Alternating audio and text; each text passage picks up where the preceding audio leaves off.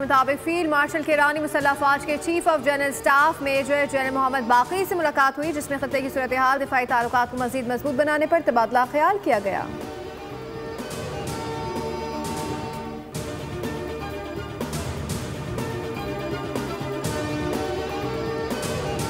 वज़ीर-ए-आज़म शहबाज शरीफ का ईरान के बाद दौरा अज़रबैजान, वज़ीर ख़ारजा, पाकिस्तानी सफ़ीर और दीगर सिफारती अमले ने वज़ीर-ए-आज़म का इस्तकबाल किया। वज़ीर-ए-आज़म सह फ़रीक़ी इजलास में शिरकत करेंगे। वज़ीर-ए-आज़म शहबाज शरीफ अपने दौरे अज़रबैजान के बाद ताजिकिस्तान जाएंगे।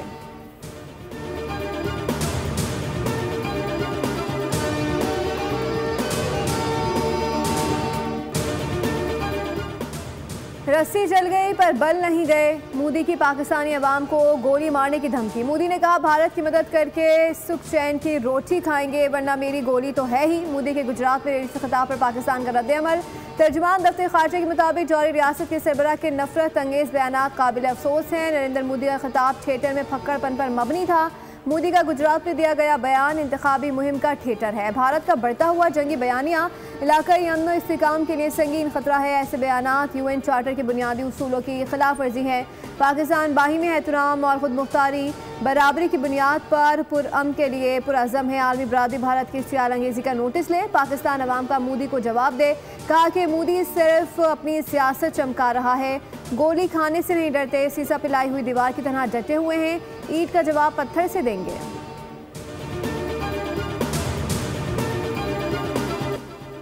पहलगाम और पुलवामा जैसे वाक़यात ऐन इलेक्शन पर क्यों होते हैं? ड्रामा बिहार का इलेक्शन जीतने के लिए किया गया। साबिक़ भारतीय वज़ीर ख़ारजा यशवंत सिन्हा ने मोदी की घिनौनी चालें बेनकाब कर दी। कहा, पुलवामा में भी इंतखाबात से पहले दहशतगर्दी हुई थी, तब भी मोदी ने भरपूर फ़ायदा उठाया था। मोदी ने कौमी सलामती के मसले को सियासत के लिए इस्तेमाल किया। पहलगाम हमला बिहार के इलेक्शन जीतने के गर्ज से किया गया।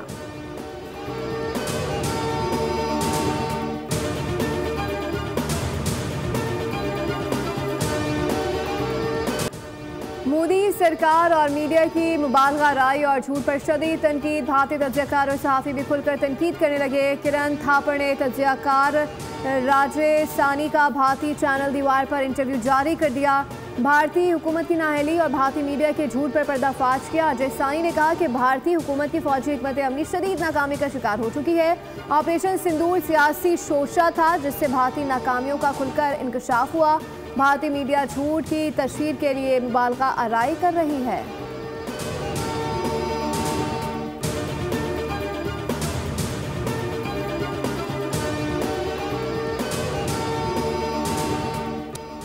गांव रक्षक का नया जुल्म, भारत में मुसलमान होना जुर्म बन गया। अलीगढ़ उत्तर प्रदेश में इंतहा पसंद हिंदुओं का मुसलमानों पर तशद्दुद। हमलावरों ने गाड़ी से निकालकर रीठों, डंडों, सरियों से तशद्दुद का निशाना बनाया। शिद्दत पसंदों ने गाड़ी जलाकर मोबाइल फ़ोन और नकदी भी लूट ली। मुतासिन का कहना है कि भैंस का गोश्त ले जाना भारतीय कानून की खिलाफ वर्जी नहीं।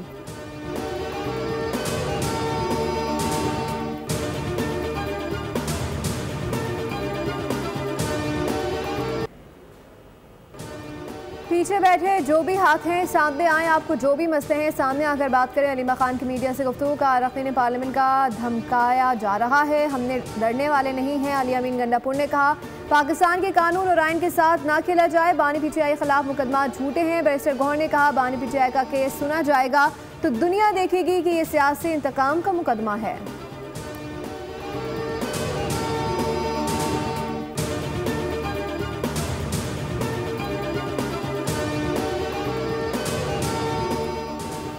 मखसूस हिस्सों पर इंसानी केसी समात, अदालत वकील की जानिब से पीटीआई की नुमाइंदगी पर सवाल उठा दिया। जस्टिस अमीनुद्दीन खान ने रिमांड से कि पीटीआई ने खुद ही समझ लिया था कि वो सियासी जमात नहीं रही।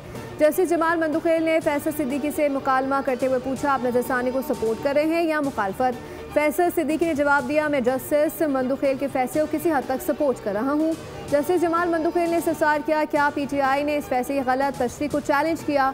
फैसल सिद्दीकी ने जवाब दिया कि सलमान अकरम राजा ने रिटर्निंग अफसर का फैसला चैलेंज किया था।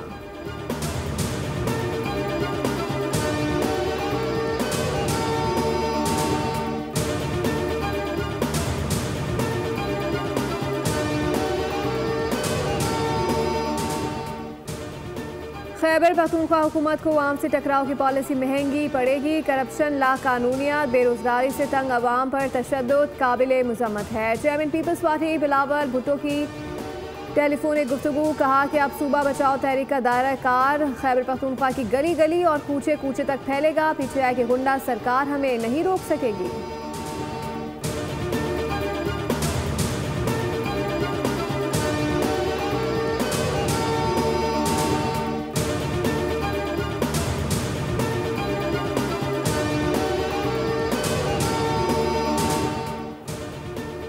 क्या जज ट्रांसफ़र करके जुडिशल कमीशन का इख्तियार गैर मौसर किया जा सकता है? उसूल क्या है, कैसे तय किया गया? सुप्रीम कोर्ट का इस्तफसार। जस्टिस शकील अहमद ने सवाल किया, सेक्रेटरी लॉ ने ट्रांसफरिंग जजेस की हल्फ न उठाने की वजाहत क्यों दी? अटॉर्नी जनरल ने कहा कि वजाहत इसलिए थी कि एडवाइस की मंजूरी के बाद जजेस के नोटिफिकेशन में उभाम ना हो। जस्टिस सलाउद्दीन ने कहा कि सीनियरिटी के मामले पर किसी चीफ जस्टिस से राय नहीं ली गई। अटॉर्नी जनरल ने कहा कि सीनियरिटी ऐसा मामला नहीं था जो चीफ जस्टिस के इल्म में लाया जाता।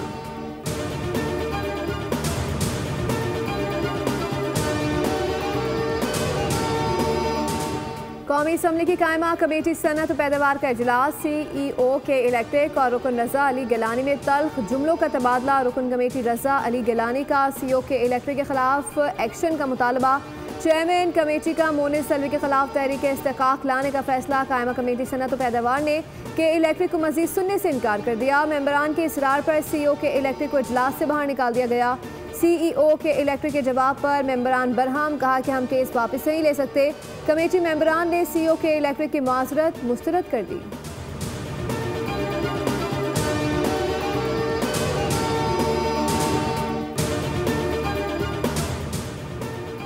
नवाज शरीफ और मरीम नवाज की ज़ेर सदारत बजट पर मुशावरती इजलास। नवाज शरीफ को आइंदा माली साल के तरक्याती बजट पर ब्रीफिंग दी गई। इजलास में सीनियर वज़ीर मरीम औरंगजेब और अहम महकमों के सेक्रेटरीज शरीक हुए। तमाम महकमों की जानिब से 2000 अरब के तरक्याती मनसूबे पेश किए गए। पंजाब के पास 1100 से 1200 अरब का तरक्याती बजट फ्रेम है। तारीख में पहली बार 724 अरब एक साल में तरक्याती मनसूबों पर खर्च हुए। टेवो एक्सप्रेस का एक और एजाज। पाकिस्तान की पहली intercity green electric bus service का आगाज हो गया। इब्तिदाई तकरीब में chairman Daewoo group Asia park Shahryar Chishti और executive chairman CEO Daewoo express Faisal Siddiqui की शिरकत। CEO बोल मीडिया ग्रुप सूफिया चिश्ती भी तकरीब में शरीक हुई। सूबाई वजीर ट्रांसपोर्ट बिलाल अकबर खान और शहरियार चिश्ती ने इलेक्ट्रिक बस सर्विस का रिबन काट कर इफ्तिताह किया। सूबाई वजीर ट्रांसपोर्ट बिलाल अकबर खान ने तकरीब से खिताब में कहा कि आज टेवो ने बहुत बड़ा इकदाम किया है। टेवो का इलेक्ट्रिक बसों का इकदाम पंजाब हुकूमत के प्लान का हिस्सा है। हम पूरी उम्मीद है कि अगले 5 सालों में इलेक्ट्रिक बस सर्विस डीजल बस से सस्ती होगी। माहौल दोस्त इकदाम के लिए टेवो की इलेक्ट्रिक बस सर्विस बारिश का पहला कतरा है। Executive chairman CEO Daewoo express Faisal Siddiqui ने तकरीब से खिताब में कहा, इस बस सर्विस के जरिए 350 किलोमीटर का फासला तय किया जा सकता है। ये बस सबसे पहले लाहौर से सियालकोट के रूट पर चलाई जा रही है। लाहौर से फैसलाबाद और कराची से हैदराबाद के रूट्स पर भी इलेक्ट्रिक बसें चलाई जाएंगी। माहौल दोस्त बसें चलने से माहौलियाती आलूदगी में कमी होगी। माहौलियाती आलूदगी कम करने में अपना किरदार अदा करते रहेंगे।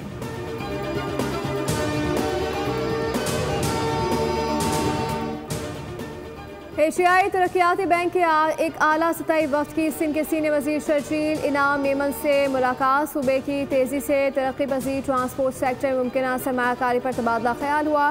शर्जील इनाम मेमन ने कहा, कराची के बाद सिंध के दीगर बड़े शहरों में भी इलेक्ट्रिक बस सर्विस शुरू करने के लिए हुकूमत सिंध ने कोशिशें तेज़ कर दी हैं। मुस्तकबिल इलेक्ट्रिक गाड़ियों का है। सिंध हुकूमत इलेक्ट्रिक व्हीकल सेक्टर में गैर मामूली पेशरफ्त चाहती है।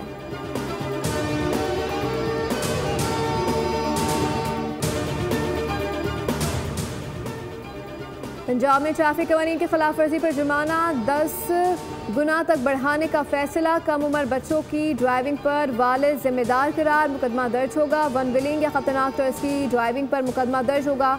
वज़ीर आला पंजाब मरीम नवाज की ज़ेर सदारत खुसूसी इजलास में ट्रैफिक चलान के साथ वीडियो और तस्वीरी सबूत मुंसलिक करने की हिदायत दी गई।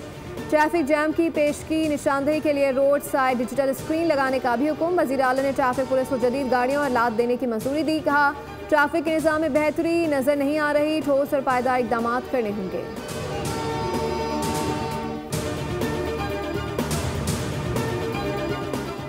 पंजाब हुकूमत का यौम तकबीर पर स्कूल्स खुले रखने का फैसला। 28 मई को पंजाब के तमाम स्कूल्स में स्पेशल प्रोग्राम्स, मिली नगमे, पाक अफवाज खराज तहसीन पेश किया जाएगा। महकमा स्कूल एजुकेशन ने तमाम जिले अथॉरिटीज़ को मरासिला इरसाल कर दिया। यौम तकबीर की अहमियत पर तकरीरी मुकाबले, 8 मिली नगमों के मुकाबलों की हिदायत। जीतने वालों को 50,000 इनाम दिया जाएगा।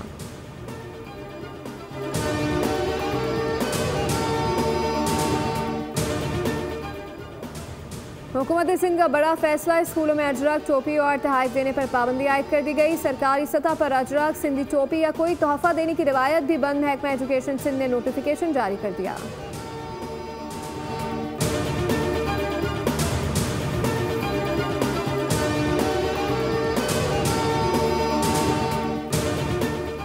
तौसा शरीफ में पानी की किल्लत शिद्दत अख्तियार कर गई। इंसान जानवरों के पीने के लिए भी पानी दस्तयाब नहीं। कई जानवर हलाक हो चुके। जिंदा पीर का इलाका सबसे ज्यादा मुतासर इलाका। मकीनों ने हुकूमत से फौरी मदद की अपील कर दी।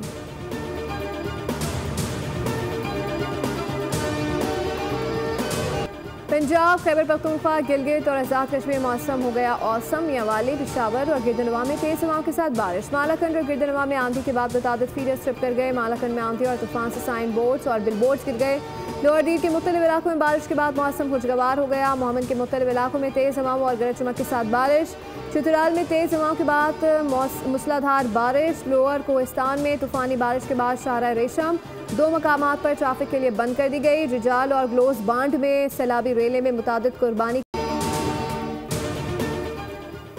और ईद उल अज़हा किस दिन होगी? ज़िलहज का चांद देखने के लिए मरकज़ी रुयत हिलाल कमेटी का इजलास आज शाम इस्लामाबाद में होगा, जिसमें चांद नज़र या ना आने का ऐलान किया जाएगा। चेयरमैन रुयत हिलाल कमेटी अब्दुल खबीर आज़ाद इजलास की सदारत करेंगे। जोनल और ज़िले रुयत हिलाल कमेटी के इजलास मुताल्लिका मकामात पर होंगे। इस पार्कों के मुताबिक मुल्क में ईद उल अज़हा 7 जून को होने का इम्कान है। उधर सऊदी अरब में भी ज़िलहज का चांद देखने के लिए बैठक आज लगेगी।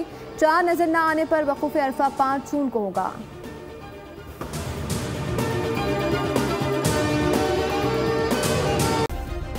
सब्सक्राइब करें और बेल दबाएं ताकि कोई खबर रह न जाए।